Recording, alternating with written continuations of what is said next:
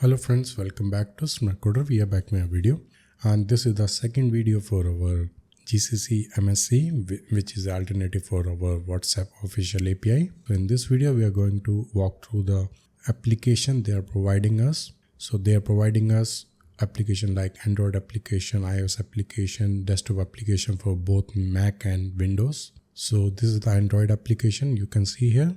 So you have to find with the GCCMSG, and you can also click on the official link in their website also.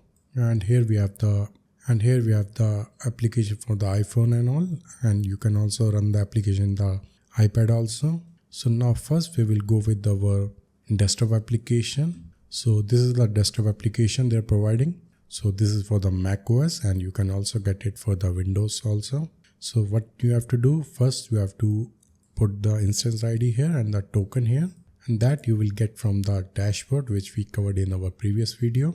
We have to put the instance ID here, and here we have to put the token. Then we have to log in here. Once you log in here, then it will show all the contacts which are synced with your WhatsApp in their portal and all. That will become here in the contacts, and in the groups it will show all the groups which are linked with that particular user. The first step, we have the send message, then we have the schedule message, then we have the reports, then we have the context, then we have the settings here. So first we will go with the settings. In the setting you will see the how it's working, then we have the frequently asked question, then we have the terms of services, then we have the privacy policy, then we have their message interval setting. So basically this message interval time will be used for delaying the send message in the case of the bulk message and all. You can put here, by default it will be 2. Then we have the delete account option here. If you don't want to continue, you can delete your account. Then we have the logout here, and the top you will see how many days are left for the renew of your instance, and here the logout button. And here we have the contacts tab, and there you can do the filters and all. You can search by any name, then you can also sort here. Then here we have the option for that export here, and you will see all the contacts here. You can also do the pagination also here. You can click here, it will go to the next page. If you click here, it will go to the previous page, and from here you can put how many data you have to show in per page, like this way.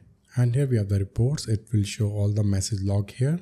Then we have the schedule message. From here you can schedule messages here. For scheduling any message, you have to click the add here.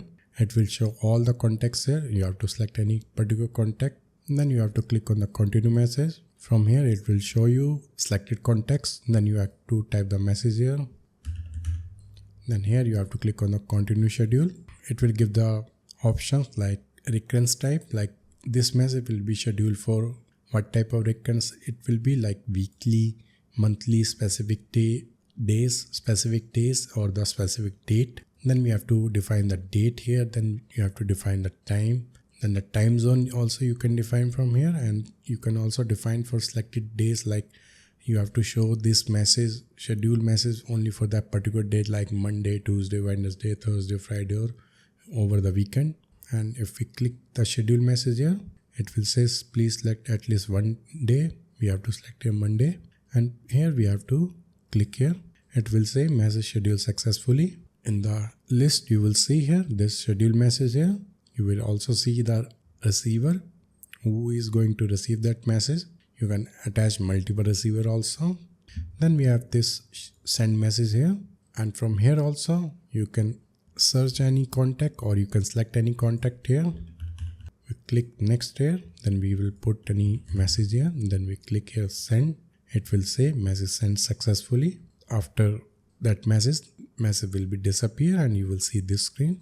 So now let's go to their mobile application also. That will be similar one. So this is the mobile application for the Apple. You have to put the same instant ID and token here. After that you have to click the login here. You will see the similar UI, but layout will be according to the mobile application. First you will see all the contacts here. Only difference here is like this will show all your device contacts here instead of your WhatsApp contacts. So you can select any of the contact from here, and you can then send message to any of the contact. And same for the groups also. If you want to send any message to any group, that also you can do from here. And here the UI is similar. The UI will be similar to the WhatsApp. It will say message sent successfully. And here we have the schedule message. That will be also same. Then we have the reports here. After that, we have the contacts here. Then we have the settings. Same setting we can do from here also, and you can also delete your account if you are not interested to continue with their application. So that's all in this video about the walkthrough of their mobile application and all. So in the next video, we will go through all the APIs we can integrate in our application, and so that you can use the WhatsApp API integration in your own application and all. So thank you for watching the video.